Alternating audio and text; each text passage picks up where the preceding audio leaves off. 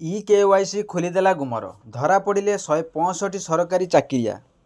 ତାଲିକାରେ ଯନ୍ତ୍ରୀ, ଅଧ୍ୟାପକ, ଶିକ୍ଷକ, ଡାକ୍ତର, ପୁଲିସ। ହେଲୋ ଭିଉୟର୍ସ, ନମସ୍କାର। ମୁଁ କହିଲେ ସ୍ୱାଗତ କରୁଛି PK7894 ୟୁଟ୍ୟୁବ୍ ଚ୍ୟାନେଲ। ପ୍ରଥମ ଥର ପାଇଁ ଆମ ଚ୍ୟାନେଲକୁ ଭିଜିଟ୍ କରିଛନ୍ତି, ଲାଇକ୍ ସେୟାର ସବସ୍କ୍ରାଇବ୍ କରିବେ, ପାଖରେ ଥିବା ବେଲ୍ ଆଇକନ୍ ଦେବେ, ଅଲ୍ ନୋଟିଫିକେସନ୍ ଅନ୍ କରିବେ, ଯାହାଫଳରେ ନୂଆ ନୂଆ ଭିଡ଼ିଓ ପାଇପାରିବେ। ଇକେୱାଇସି ପ୍ରକ୍ରିୟା ଏବେ ସରକାରୀ ଚାକିରିଆଙ୍କ ଅସଲ ମୁଖା ଖୋଲି ଦେଇଛି। ବାଲେଶ୍ୱର ଜିଲ୍ଲା ବାଲିଆପାଳ ବ୍ଲକରେ ରାସନ ସାମଗ୍ରୀ ନେଉଥିବା 165 ଜଣ ସରକାରୀ ଚାକିରିଆ ଧରାପଡ଼ିଛନ୍ତି।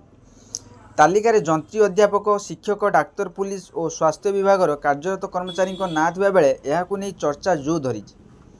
ବିଭାଗ ପକ୍ଷରୁ ମିଳିଥିବା ତଥ୍ୟ ଅନୁସାରେ ବତାସ ପଞ୍ଚାୟତ ଜଗାଇ ଗ୍ରାମରେ 3 ଜଣ ଅଧ୍ୟାପକ, କୁମ୍ଭାରୀ ପଞ୍ଚାୟତ ଜଣେ ଡାକ୍ତର, ଚୌମୁଖୀ ପଞ୍ଚାୟତର ଜଣେ ମେଡିକାଲ ଅଫିସର, ମଧୁପୁରା ପଞ୍ଚାୟତ ଜଣେ ଖେଳ ଶିକ୍ଷକ ରାସନ କାର୍ଡ଼ ହାତେଇ ସାମଗ୍ରୀ ନେଉଥିଲେ।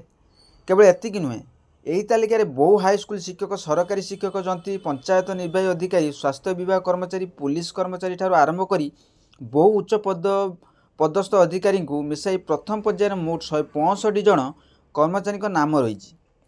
ଏମାନଙ୍କ ନାମ ତାଲିକାରୁ ତୁରନ୍ତ ବାଦ୍ ଦେବାକୁ ନିର୍ଦ୍ଦେଶ ଆସିଥିବା ବାଲିଆପାଳ ଯୋଗାଣ ବିଭାଗ ଅଧିକାରୀ ଅମ୍ବିକା ପ୍ରସାଦ ରଥ କହିଛନ୍ତି। ଚୂଡ଼ାନ୍ତ ତାଲିକା ଆସିବା ପରେ ଏହି ତାଲିକା ଆହୁରି ଲମ୍ବା ହୋଇପାରେ ବୋଲି ଶ୍ରୀ ରଥ ସୂଚନା ଦେଇଛନ୍ତି। ଯେଉଁ ବଡ଼ବଡ଼ିଆମାନେ ଏହି ସହାୟତା ହାତେଇଛନ୍ତି ସେମାନଙ୍କ ବିରୁଦ୍ଧରେ କଡ଼ା ଓ କାର୍ଯ୍ୟାନୁଷ୍ଠାନ ଗ୍ରହଣ କରିବାକୁ ବୁଦ୍ଧିଜୀବୀ ମହଲରେ ଦାବି ହୋଇଛି।